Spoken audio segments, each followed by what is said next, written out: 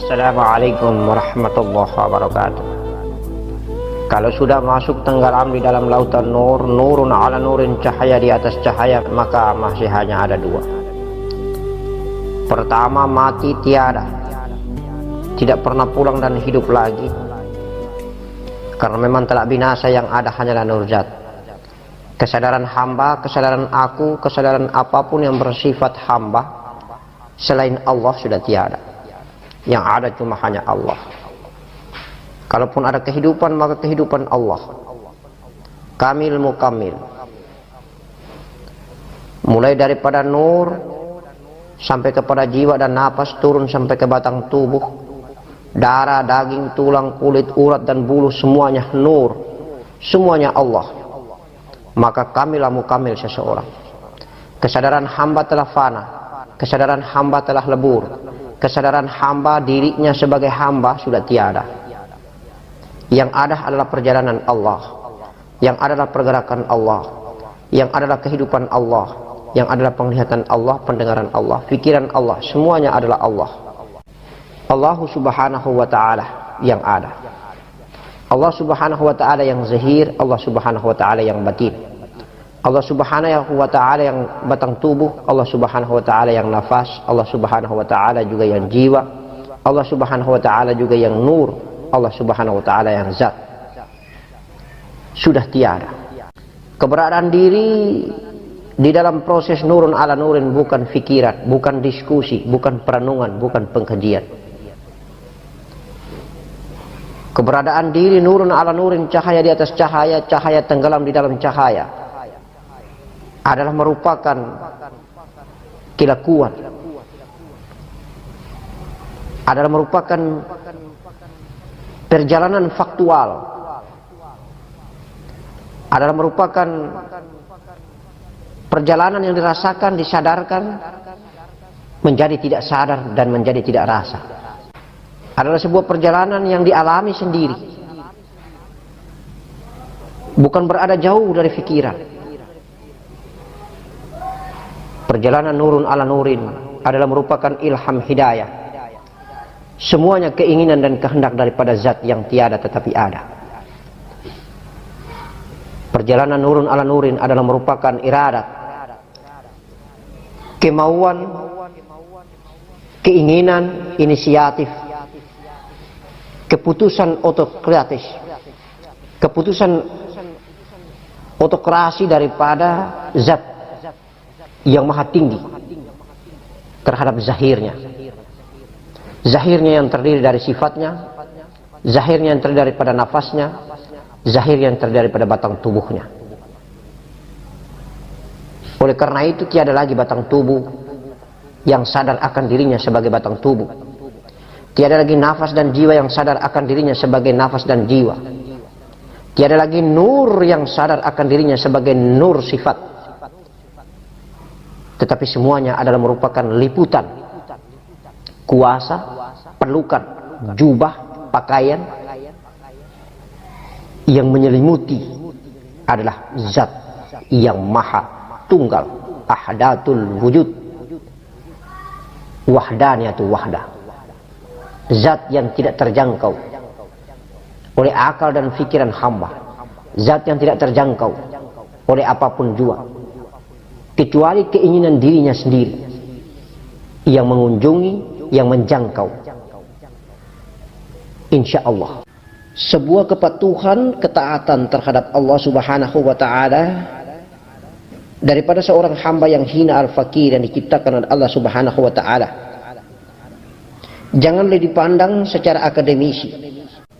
Cara kita berguru kepada ilmu hakikat ini kepada seorang mursyid janganlah kita pandang dan berparadigma akademisi seperti seorang mahasiswa yang berguru kepada dosennya, seorang murid kelas berguru kepada guru kelasnya. Sebuah kepatuhan dan ketaatan terhadap Allah subhanahu wa ta'ala bukan merupakan kaidah, ketetapan, kepatuhan dan ketaatan yang diatur, yang disengajakan, yang dirancang, di planning dalam program tata tertib dan tatib, berkaidah dan beradab serta berakhlak. Tetapi di dalam belajar ilmu hakikat ini adalah bahwa kepatuhan itu tercipta dan diciptakan serta digerakkan, diiradati, dikehendaki secara otokratif oleh Allah Subhanahu wa taala, sehingga taatnya, patuhnya seorang hamba kepada penciptanya Allah Subhanahu wa taala dalam keadaan laduni, dalam keadaan daya energi gaib yang muncul secara spontan dan refleks yang disebut dengan jadab mujadab.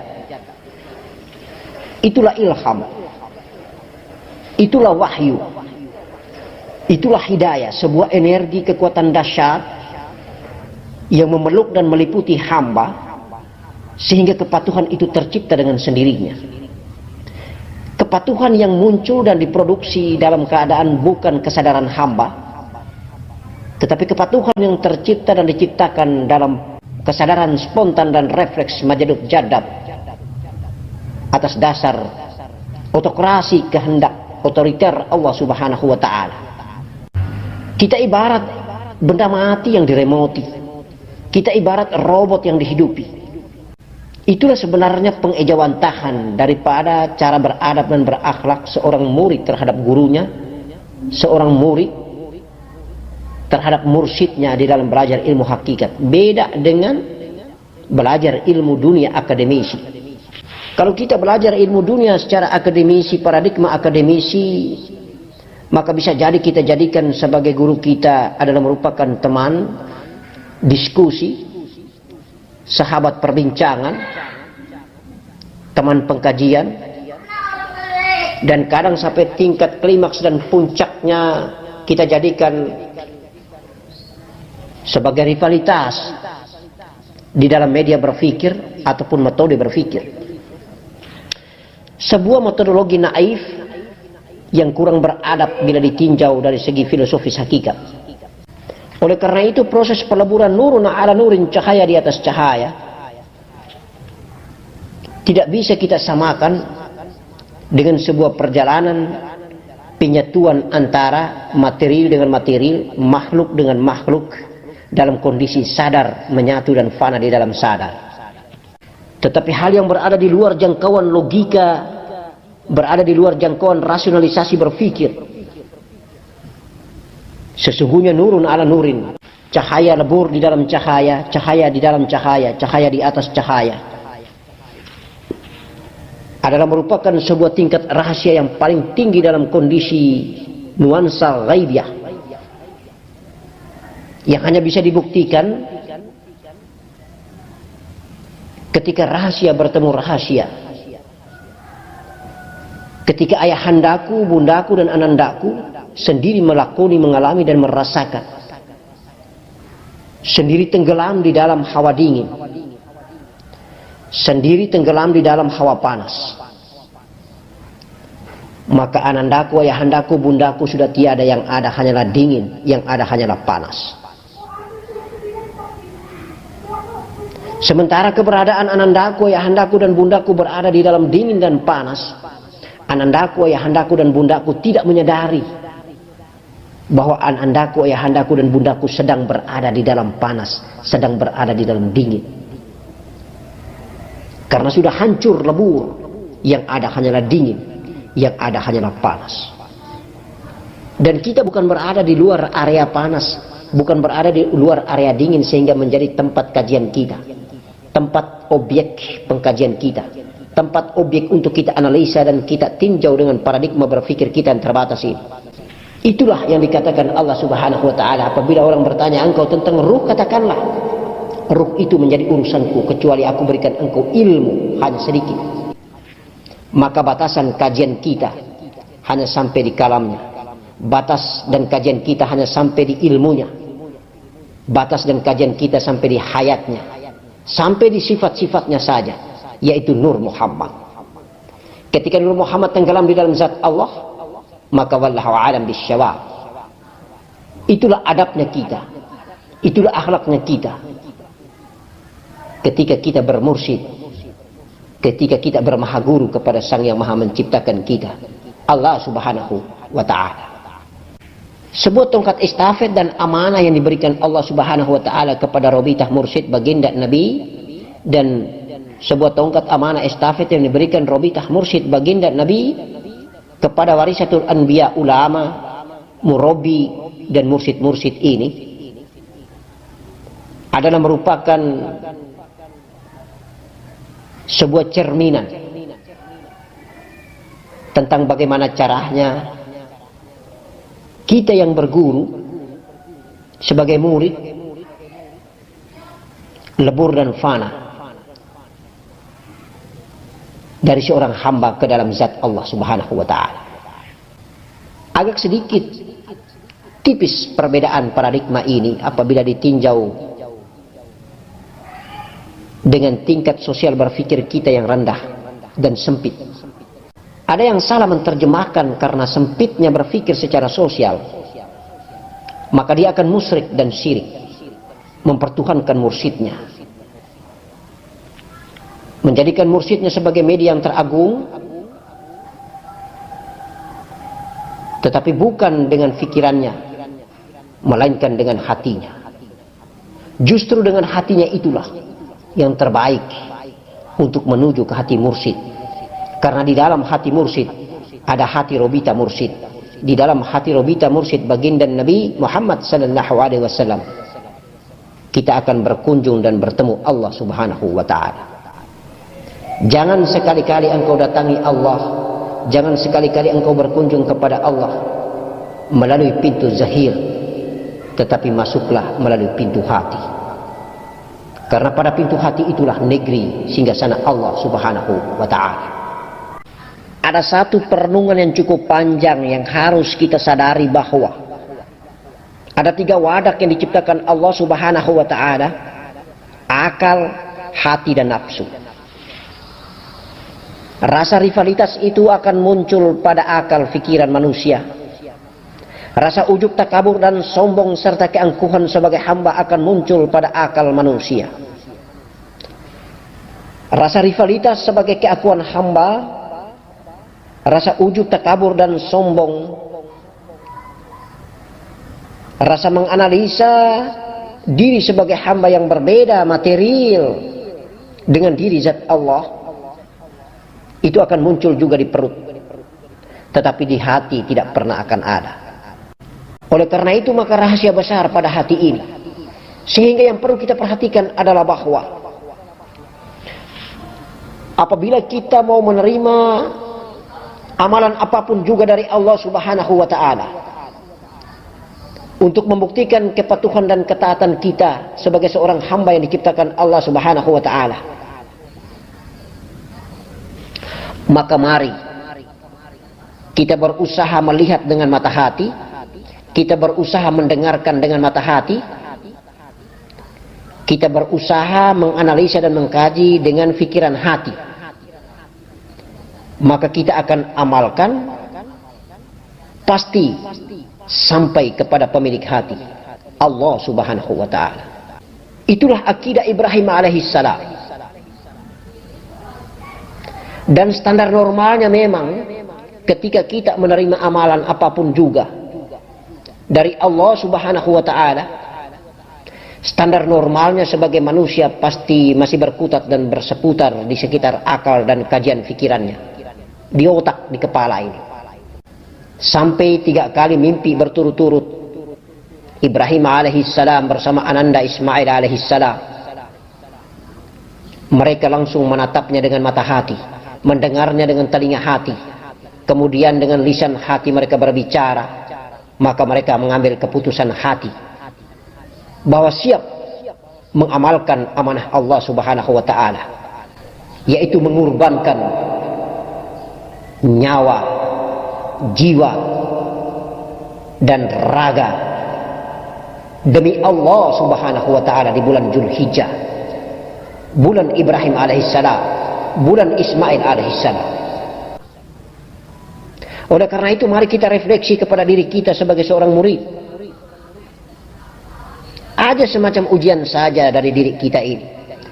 Ketika misalnya saja Abah Mursyid menyampaikan ada amalan amanah kurban misalnya, ada amalan amanah zakat, infak, dan sedekah misalnya, Maka masuk pertama adalah kalkulasi pikiran otak kita tentang jumlah, tentang kualitas daripada harta, tentang materi daripada uang, dan segalanya. Kita tidak pernah menerima amalan itu dengan memandang mata hati, dengan mendengarkan telinga hati, dengan memutuskan lisan hati, dan mengambil kebijakan besar Allah Subhanahu wa Ta'ala berada di singgasana hati. Oleh karena itu kita bisa juga memutuskan dengan menganalisa melalui akal hati bahwa sesungguhnya amanah ini, amalan ini adalah sebagai lambang dan tanda cintaku, baktiku, sembahanku pada Allah Subhanahu wa Ta'ala. Karena Allah hanya meminta kepada kita umatnya Muhammad sallallahu alaihi wasallam seekor hewan, bukan nyawa dan jiwa anak kandung kita, seperti Ibrahim alaihissalam. Tapi kita masih berpikir dan berkutat di akal pikiran kita, mampukah kita berkurban sebagaimana kurbannya Ibrahim alaihissalam? Ini hanya salah satu contoh saja bahwa banyaknya kita selalu memandang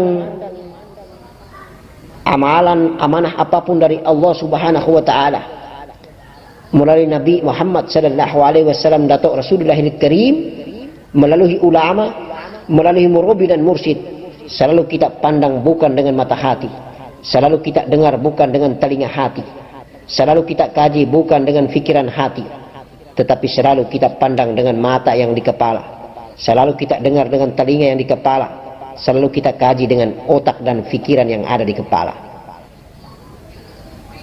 Maka jauh akidah kita untuk cepat bermakrifat. Kita selalu memandang makrifat itu adalah mi'raj, perjalanan indah ruhania, dikasih pemandangan ghaibiyah dengan kasaf mukassafa. Kita lupa jalan untuk menuju indahnya pemandangan ghaibiyah, jalan untuk menuju kepada kasaf mukassafa adalah bakti, taatnya raga kita, bakti, taatnya amal kita. Insya Allah akan kita tunjukkan kehadirat Allah Subhanahu wa Ta'ala. Oleh karena itu maka banyak sekali arwah di alam barza meminta untuk kembali pulang ke alam bumi hanya untuk bersedekah, hanya untuk berinfak, hanya untuk berkurban harta, jiwa dan raganya. Inna sholati wa nusuki wa mahyaya wa mamati lillahi rabbil alamin. Ingat baik-baik, setiap kali kita selalu berjanji dengan Allah, kita selalu berikrar dengan Allah, kita selalu berhutang dengan Allah. Solatku, hidupku, ibadahku, matiku hanya untukmu ya Allah.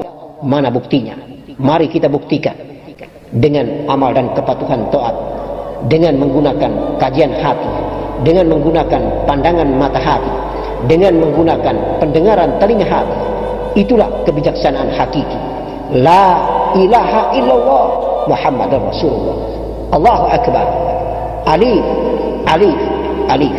Akidah kita harus seperti alif, tegak, lurus, setangguh tiang aras Allah Subhanahu wa Ta'ala, lurus dari dahi turun ke hidung, lurus sampai mentok di kemaluan kita. Alif, la haula wala quwwata illa billahi aliyul azim. Amin.